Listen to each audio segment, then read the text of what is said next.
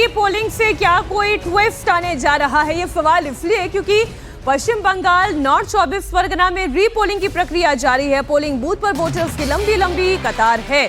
North 24 Pargana के जिन 2 सीटों पर रीपोलिंग हो रही है उसमें से एक डायमंड हार्बर और दूसरी मगराहाट वेस्ट है। डायमंड हार्बर के 4 बूथ पर तो मगराहाट वेस्ट के 11 बूथ पर रीपोलिंग हो रही है। अब तक 25% से ज्यादा मतदान हो गया है। सभी 11 बूथों पर सुबह से ही वोटर्स की लंबी कतारें हैं। बड़ी संख्या में महिलाएं भी दिखाई दे रही हैं। आपको बता दें कि ईवीएम में छेड़छाड़ की शिकायत के बाद चुनाव आयोग ने 15 बूथों पर वोटिंग कराने का फैसला लिया है। पश्चिम बंगाल में वोटों की गिनती से पहले हलचल भी बढ़ गई है। थोड़ी देर पहले टीएमसी नेता शशि पांजा कोलकाता में काउंटिंग सेंटर में पहुंची थी और नेताजी सुभाष चंद्र बोस स्टेडियम जहां पर ये काउंटिंग सेंटर बनाया गया, वहां पर आप देख सकते हैं कि सीआरपीएफ की जवान तैनात हैं और 294 सीटों के जो सीट्स हैं इनके लिए जो काउंटिंग होगी इसके लिए करीब 200 कंपनियां भी तैनात कर दी गई हैं। और काउंटिंग से पहले कोलकाता में काफी हलचल तेज है। 44.5 घंटे के बाद बंगाल में वोटों की गिनती शुरू होने जा रही है और उससे पहले बीजेपी और टीएमसी एक्शन में है। अब दरअसल दोनों ही तरफ से कई सवाल भी उठाए जा रहे हैं, कई शंकाएं भी जाहिर की जा रही हैं, लेकिन लगातार दोनों ही पार्टी के आप कह सकते हैं नेता हो चाहे वो उनके एजेंट्स हो इन काउंटिंग सेंटर्स का दौरा कर रहे हैं। सीसीटीवी के जरिए जो पूरी मॉनिटरिंग हो रही है उसको भी वो देख रहे हैं। और आप देखिए कि 3 लेयर की यहाँ सुरक्षा दी गई है। सबसे भीतरी लेयर यहाँ पर केंद्रीय सुरक्षा बलों को दी गई है और जो बाहरी घेरा है, तीसरा घेरा है, वो वेस्ट बंगाल पुलिस को दी गई है इसकी जिम्मेदारी। काउंटिंग से पहले टीएमसी और बीजेपी अपने अपने काउंटिंग एजेंट्स को आज ट्रेनिंग दे रहे हैं। आज अभिषेक बनर्जी और ममता बनर्जी अपने काउंटिंग एजेंट्स के साथ वर्चुअली जुड़ेंगे, तो वहीं बीजेपी भी अपने अलग अलग नेताओं को अलग अलग इलाकों में भेजकर काउंटिंग एजेंट्स को ट्रेन कर रही हैं। इस वक्त मैं नेताजी सुभाष काउंटिंग सेंटर पर मौजूद हूं और यहां जो पहले हम अंदर तक जा सकते थे, अब यहां बड़े बड़े बैरिकेड लगा दिए गए हैं, पोस्टर लगाया गया है जिसमें कहा गया है कि 5 से ज्यादा लोग यहां इकट्ठे नहीं हो सकते। ये बवाल के बाद का लगाया गया वो नोटिस है जिसके बाद यहां किसी को इकट्ठा होने की अनुमति नहीं है। पैरामिलिट्री फोर्सेस आपको तैनात हैं। गेट देखेंगे तो गेट के अंदर आपको कोलकाता पुलिस और पैरामिलिट्री फोर्सेस के जवान दिखाई देंगे और उसके बाद काउंटिंग सेंटर है। सीसीटीवी केंद्र बाहर है, यहां से शायद कैमरा ना पकड़ पाए, लेकिन हम आपको बता दें कि टीएमसी की कैंडिडेट और मंत्री शशि पांजा इस वक्त अंदर मौजूद हैं और टीएमसी के लोग लगातार इस सेंटर की गार्डिंग कर रहे हैं। यहां पर कोलकाता की 7 विधानसभाओं की काउंटिंग होनी है। नेताओं के बयानों के बाद अब दोनों पार्टियों का फोकस इस बात पर है कि काउंटिंग एजेंट्स को कैसे तैयार किया जाए और हैवी सुरक्षा के बीच स्ट्रांग रूम में ईवीएम रखी गई हैं। सबको इंतजार है 4 मई सुबह 8 बजे का, जब जनता के जनादेश के ये ईवीएम खुलने लगेंगे, तब तस्वीर साफ होगी कि बंगाल में अब की बार टीएमसी की बरकरारी है या बदलाव के साथ बीजेपी आ रही है। तो पश्चिम बंगाल में वोटों की गिनती से जबरदस्त हलचल है। थोड़ी देर पहले टीएमसी नेता शशि पांजा कोलकाता में काउंटिंग सेंटर पर पहुंची और यहां पर स्ट्रांग रूम बनाया गया है जहां ईवीएम रखा गया है। नेताजी सुभाष चंद्र बोस स्टेडियम में ये काउंटिंग सेंटर है जहां पर आप देख सकते हैं शशि पांजा पहुंची हैं। राज्य की मंत्री भी हैं, टीएमसी की बड़ी नेता और ममता बनर्जी की बेहद करीबी जो अंदर दाखिल हुई ये देखने के लिए कि आखिरकार किस तरह से व्यवस्था की गई है। अब इसमें 3 घेरे बनाए गए हैं और यहाँ पर जो पार्टियों को आश्वस्त भी किया जा रहा है। तीसरे घेरे में आप देख सकते हैं जहाँ सेंट्रल फोर्सेस भी मौजूद हैं और साथ ही वेस्ट बंगाल पुलिस भी मौजूद है, कोलकाता पुलिस का भी घेरा है। अब अंदर जैसे अब दाखिल होते हैं तो दूसरा सुरक्षा घेरा होता है, फिर तीसरा सुरक्षा घेरा है।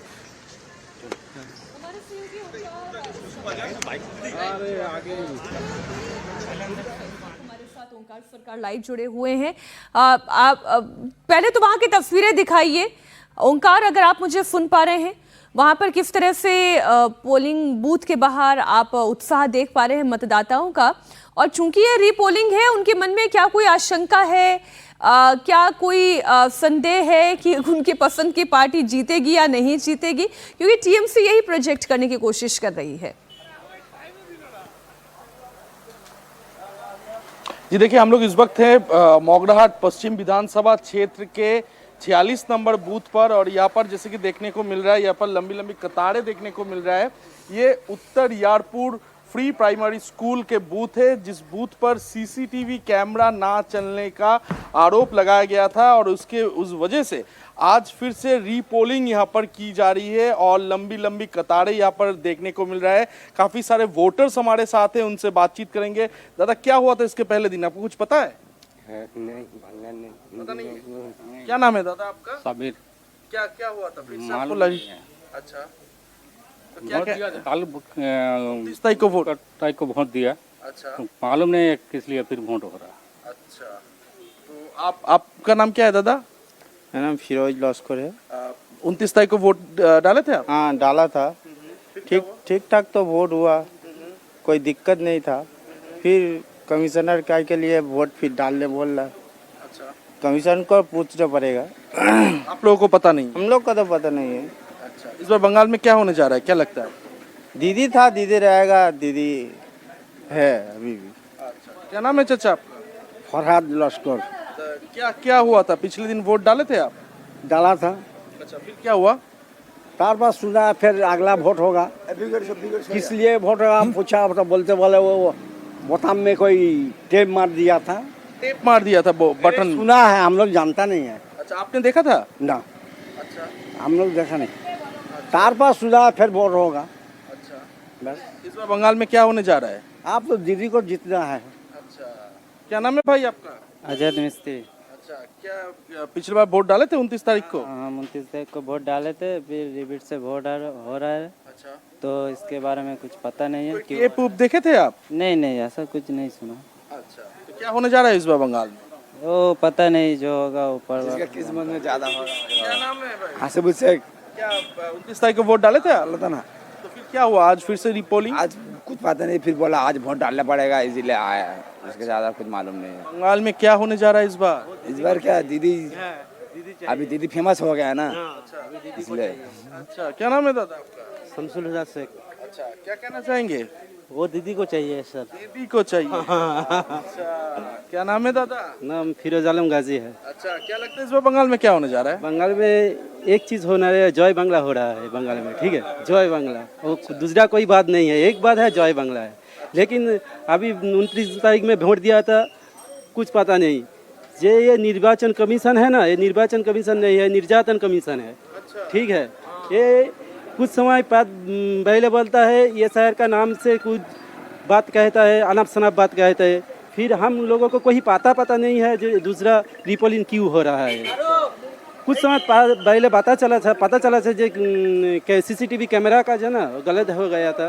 इस देखने के बाद जोरिया कहाँ पर है, जो प्रिसाइडिंग ऑफिसर है वो देखने के लिए मौजूद है ना। हम लोग क्या करते हैं, हम लोग साधारण जनगण है ना, लेकिन हम लोग नहीं पता है जो सीसी कैमरा क्यों गलत हो गया, इसलिए फिर रिपोलिंग हो रहा है। परेशानी हो रहा है? क्या परेशानी हो रहा है क्या? बहुत परेशानी हो रहा है, ठीक है। बंगाल में एक बात हो रहा है, सब लोगों के पास सुन ले आपका जय बांग्ला स्लोगन हो रहा है, ओनली जय बांग्ला, ठीक है। तो जैसे कि यहाँ पर बूथ के लाइन पे जो वोटर लोग खड़े हुए हैं, जी। उनका कहना है कि कई जगहों पे टेप देखा गया था। इसके अलावा कई लोगों का कहना है कि सीसीटीवी के गड़बड़ी के वजह से फिर से रिपोलिंग किया जा लेकिन रहा है। ओमकार, कहीं हालांकि भी इस वक्त ऐसा नहीं देखा दिख रहा है जा कि लोगों के अंदर जोश नहीं है। आपके पीछे जिस तरह से नारेबाजी हुई, उससे तो जाहिर ये होता है कि लोग जो यहाँ पर पहुंचे हैं तो पूरे उत्साह के साथ पहुंचे हैं। अच्छा, पवन का रुख कर लेते हैं, क्योंकि पवन के ठीक पीछे वो जगह है, वो स्ट्रांग रूम है, जहां से मुझे लगता है कि तमाम जो भविष्यवाणियां अब तक हुई हैं पवन, और जितने भी अटकलें लगाई जा रही हैं, उस पर सब विराम लग जाएगा जब आपके पीछे की जो इमारत है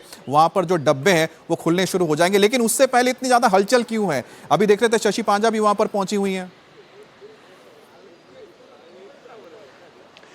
बिल्कुल अमित, आपको बता दें कि कोई भी कैंडिडेट ये नहीं दिखाना चाहता कि उस आखिरी मोमेंट में कुछ कमी रह गई, और इस तरह की तस्वीरें पहले नहीं देखी गई थी कि टीएमसी के कैंडिडेट स्ट्रांग रूम पर आकर पहरा दें।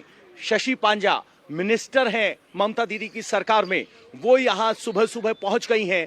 आज टीएमसी और बीजेपी दोनों अपने कार्यकर्ताओं को काउंटिंग एजेंट के तौर पर ट्रेनिंग देने वाले हैं। ममता दीदी और अभिषेक बनर्जी वर्चुअली पूरे प्रदेश भर के काउंटिंग एजेंट्स के साथ संवाद करेंगे, तो वहीं बीजेपी ने अपने अलग अलग प्रभारियों को अलग अलग इलाकों में भेजा है, जो काउंटिंग को लेकर क्या क्या हिदायत है, क्या प्रोसेस होता है और कैसे वो ऑब्जेक्शन रेज कर सकते हैं या किस तरह की गड़बड़ी से बचा जा सकता है काउंटिंग सेंटर में, उन सब की ट्रेनिंग हो रही है। लेकिन पिछले 16 में, 19 में या फिर 21 में लोकसभा हो या विधानसभा चुनाव हो, हमने इस तरीके से माहौल नहीं देखा था। आपको एक तस्वीर दिखाता हूं। ये सामने जो आप बैरिकेड देख रहे हैं ऊंचे ऊंचे, ये बैरिकेड पहले नहीं थे। मीडिया और आमजन अंदर तक जा सकते थे, जहां सामने सीसीटीवी फुटेज कैमरा का आउटपुट दिया गया है।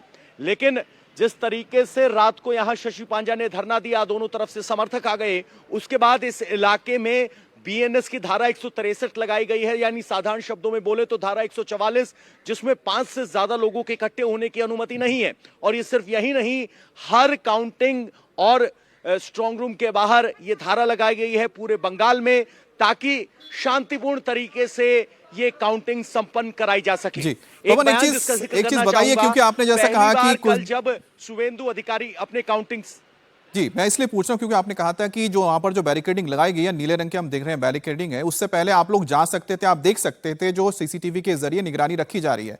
जब सीसीटीवी के जरिए निगरानी रखी जा रही है, जो पोलिंग एजेंट से जो उम्मीदवार है वो अंदर तक अपनी पहुंच रख सकते हैं, सब कुछ देख सकते हैं, उसके बावजूद आखिरकार टीएमसी के अंदर यह भय कैसा था कि सुप्रीम कोर्ट जाना पड़ा। हालांकि सुप्रीम कोर्ट से उनको झटका लगा और वो खारिज कर दी गई उनकी याचिका। यह डर क्यों है? बिल्कुल, आप इसको डर कह सकते हैं, आप इसको सतर्कता कह सकते हैं। ये वही टीएमसी है जिसके सांसद अभिषेक बनर्जी ने पार्लियामेंट के गलियारे में खड़े होकर विपक्षी नेताओं को समझाया था कि ईवीएम टेम्परिंग नहीं होती, हम लगातार जीतते हैं, ये कोई मुद्दा नहीं है। अब वही आरोप लगा रहे हैं कि ईवीएम से छेड़छाड़ हो सकती है। वही पार्टी के कैंडिडेट यहां स्ट्रांग रूम के बाहर खड़े हैं, तो कम से कम वो ये संदेश देना चाहते हैं अपने कार्यकर्ताओं को कि we haven't lost the battle, हमने जंग हारी नहीं है, अभी भी मोर्चे पर खड़े हैं। और कहा जाता है कि राजनीति में जब तक परिणाम ना आए तब तक नेता उम्मीद नहीं छोड़ता, और अगर नेता पहले उम्मीद छोड़ दे तो कार्यकर्ता उससे ज्यादा मायूस होते हैं और वो काउंटिंग सेंटर तक नहीं पहुंचते, काउंटिंग एजेंट नहीं पहुंचते। शायद ये हौसला बनाए रखने की कोशिश है। दूसरी तस्वीर यह भी है कि ये ममता बनर्जी की जीवटता है, फाइटर ममता की जो इमेज है वो इसी तरह के एक्शन से मजबूत हुई है। फाइटर ममता वो थी जो अपनी सरकार के खिलाफ धरने पर बैठ जाती थी। तो आप समझिए, जब सरकार पर सवाल है तो ममता बनर्जी पीछे कैसे रह सकती हैं। वो चलिए एक बार ओंकार के पास चलते हैं पवन, क्योंकि जिस तरह से आपने बताया कि ये तो एक, मुझे लगता है कि पिछले अगर चुनाव से देखा जाए बहुत बड़ा बदलाव देखने को मिल रहा है। अच्छा ओंकार, एक बात बताइए, क्योंकि आप तो पूरे दक्षिण 24 परगना में इस वक्त है भी, क्योंकि रीपोलिंग चल रही है, लेकिन ये जो जगह है ये इतनी ज्यादा स्ट्रांग दीदी का इलाका माना जाता है, अभिषेक बनर्जी का इलाका माना जाता है, फिर भी यहां पर इतना भय क्यों आता है? क्योंकि जिस तरह से अभिषेक बनर्जी को हम सुन रहे थे, वो कह रहे थे यहां तो पत्ता पत्ता हवा हवा पर अभिषेक बनर्जी मौजूद है, तो फिर डर किस बात का है? फिर क्यों इतना स्ट्रांग रूम को लेकर लगातार सवाल उठाए जा रहे हैं? भवानीपुर में भी यह हाल देखने को मिल रहा है। देखिए, स्ट्रांग रूम पे कई जगह पे सवाल ऐसे वैसे उठा है कि अंदर जाकर ये ईवीएम के ऊपर टेम्परिंग जैसे आरोप लगाया गया है। इस विषय में आज टीएमसी की तरफ से एक कंप्लेंट भी दर्ज करवाया गया है सीओ दफ्तर में। लेकिन जो ये हम लोग जो जिस जगह पे इस वक्त मौजूद है, यानी कि दक्षिण 24 परगना, ये एक ममता बनर्जी का दबदबा वाला इलाका है। इस इलाके में जितने भी लोगों के साथ आप बातचीत करेंगे वो ममता बनर्जी के बारे में ही बात करेंगे। तो जैसे कि कुछ देर पहले भी बातचीत हो रहा था, यहाँ पर एक दीदी भी मौजूद है। दीदी, क्या नाम है आपका? नूर खातून बीबी है। नूर खातून बीबी। तो क्या इस बार क्या होने जा रहा है बंगाल? बंगाल में ममता दिया है। अच्छा। হ্যাঁ, এখানে শতবার যদি এই ৪৪ নম্বর বুথে ভোট হয়, মোগরাহাট পশ্চিমে আমাদের শামীম আহমেদ মহাশয় তিনি অনেক 1 লাখের বেশি ভোটে লিড দেবেন। যতবার ভোট হোক, পাবলিক এখানে সুষ্ঠুভাবে ভোট হয়, এখানে কোনো রকমের অশান্তি ভোট হয় না, শান্তিভাবে ভোট হয়। অথচ দেখা যায় যে মানুষ তাদের ব্যক্তিগত ভোট যে যেখানে দিক তার ব্যক্তিগত ভোট, বিজেপি মারুক, আইএসএফ মারুক আর আমাদের তৃণমূলে মারুক। पोलिंग क्यों हो रहा है इस बूथ में? ওই রিপোলিং এই বুথে প্রায় 850 মতো পোল হয়েছে। 786 টোটাল ভোট হচ্ছে 831। 831 আমার কাছে জানি 131, সেখানে হয়েছে 786 মতো ভোট হয়ে আমাদের পোল হয়েছে। তা সেখানেই দেখা যাচ্ছে যে মানুষ তার নিজস্ব ভোট সে নিজে দাঁড়িয়ে লাইনে দাঁড়িয়ে তারা দিয়েছে। যদি কোনো রকমে ক্যামেরায় যদি কোনো রকমে দেখা যায় ডিসপুট দেখা দিয়েছে, তাহলে সকাল 7টা থেকে সন্ধ্যে 7টা পর্যন্ত ভোট হয়েছে, তাহলে তখন সেই সময় কেন কমপ্লেন করলো না যে এখানে ক্যামেরা আমাদের ডিসপুট দেখাচ্ছে, তারপরে তাহলে আমাদের এখানে কেন এইরকম করছে? कैमरा का जो डिस्प्यूट कहा जा रहा है जी। तो वो डिस्प्यूट 29 तारीख को ही नहीं क्यों कहा गया, ऐसे ही आरोप यहाँ पर लगाया जा रहा है। और यहाँ पर फिर से एक बार दिखाने की कोशिश करूंगा। अच्छा ओंकार, आप जरा भीड़ भी दिखाइए जरा। एक चीज और ये भी बताइएगा कि यहाँ पर इस इलाके में जो मुख्य मुकाबला बीजेपी और टीएमसी के बीच ही नजर आता है, लेकिन जो बाकी पार्टियां कहां पर है, आईएसएफ कहां पर है? आईएसएफ ने तो सीपीएम के साथ शायद गठबंधन भी किया है। ये जो तमाम चीजें हैं ये भी बताया जा रहा है। तो अगर लोगों से बात करके आप जान ले क्योंकि बाकी को क्यों उन्होंने ये कर दिया, हटा दिया, बाकी लोगों को क्यों नहीं लोग पसंद कर रहे हैं? जी देखिए यहाँ पर लोग हैं काफी लाइनों पे, उनसे बातचीत करेंगे। दादा क्या नाम है आपका? हसना शेख। अच्छा, क्या लगता है इस बार बंगाल में क्या होने जा रहा है? दीदी आएगा। अच्छा, तो इस अंदर में पोलिंग स्टेशन के अंदर में सभी पार्टी के एजेंट है? एजेंट है, सभी पार्टी का एजेंट है। तो आईएसएफ तो काफी फेमस है। फेमस है तो क्या हुआ, उसको कुछ भी नहीं है यहाँ, दीदी के सिवा कुछ भी नहीं आता। ये गारंटी के साथ बोल सकता हूँ मैं। और दूसरी बात है, यहाँ खाली परेशानी, पब्लिक के परेशानी के लिए ये सब काम हो रहा है, पीपोलिंग हो रहा है, कुछ नहीं, झूठा इल्जाम लगा के आदमी का परेशानी कर रहा है। कितने आदमी बाहर से आके चले भी गया है। अभी जो वोट कम होगा बोलेगा क्या पोलिंग ज़्यादा हुआ, तप्पा मारा है, तप्पा का कुछ भी नहीं है। आज से हमारा 30 पर 9 साल उम्र है हमारा, अभी तक कभी भी इधर गलाटा नहीं हुआ। ये फर्स्ट टाइम सुन रहा हूँ ऐसा हमारा लाइफ में। कुछ नहीं हुआ। अच्छा, तो लोगों का कहना है कि लोगों को परेशान किया जा रहा है, ऐसे ही आरोप लगा जा रहा है। क्या नाम है चाचा आपका? क्या नाम है? अब्दुल वहाब। दोबारा लाइन पे खड़े होने पड़ा, किस लिए? बहुत परेशानी हो रहा है। परेशानी हो रहा है।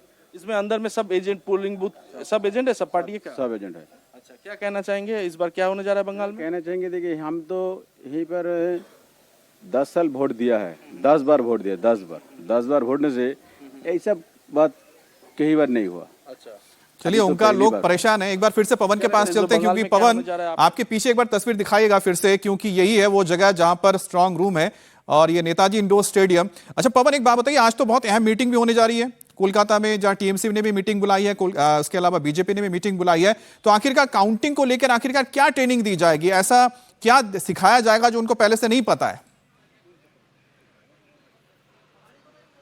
देखिए अमित, काउंटिंग का एक प्रोसेस होता है। जो भी नए काउंटिंग एजेंट होते हैं, ऐसा नहीं होता पार्टी का हर वर्कर जो है जिसको काउंटिंग एजेंट बनाया जाए वो उस पूरे प्रोसेस से वाकिफ हो।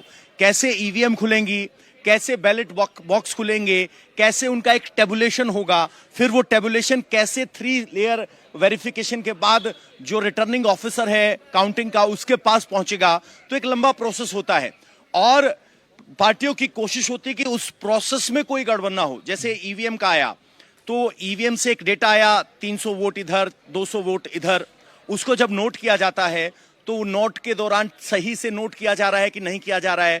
जो टेबुलेशन सीट है उसकी कॉपी इलेक्शन एजेंट को भी मिलती है, तो वो उसको टैली कर रहा है कि नहीं कर रहा है। तो उस मामले में उनको बहुत अलर्ट रहना पड़ता है और वो प्रोसेस पता होना चाहिए। तो यही वो ट्रेनिंग का हिस्सा है और वो हर बार देते आए हैं। लेकिन अब की बार ध्यान इस बात पर और ज्यादा है क्योंकि टीएमसी को शक है कि काउंटिंग सेंटर्स पर जो सेंट्रल एम्प्लॉयज बुलाए गए हैं जिस पर टीएमसी की आपत्ति है, वहीं इलेक्शन कमीशन लोकल इन्फ्लुएंस को दूर करने के लिए सेंट्रल एम्प्लॉयज को लेकर आया है। तो अब की बार जो पूरा प्रोसेस है वो हाईएस्ट स्क्रूटनी यानी सबसे तीखी निगाहों से गुजर रहा है और कोई भी दल कमी नहीं छोड़ना चाहता। जाहिर सी बात है, इसी वजह से इलेक्शन कमीशन की ओर से भी तमाम जो सवाल उठाए जा रहे हैं जो पॉलिटिकल पार्टीज हैं उसको लेकर उन्हें जवाब भी दिया जा रहा है, उन्हें आश्वस्त किया जा रहा है कि सब कुछ सुचारू रूप से चल रहा है, आपके नजरों के सामने है और आपके नुमाइंदे भी लगातार इस पर नजर बनाए हुए हैं। आप दोनों पे नजर बनाए रखें, हम लगातार बंगाल की खबरों को लेकर आपके सामने भी आते रहेंगे।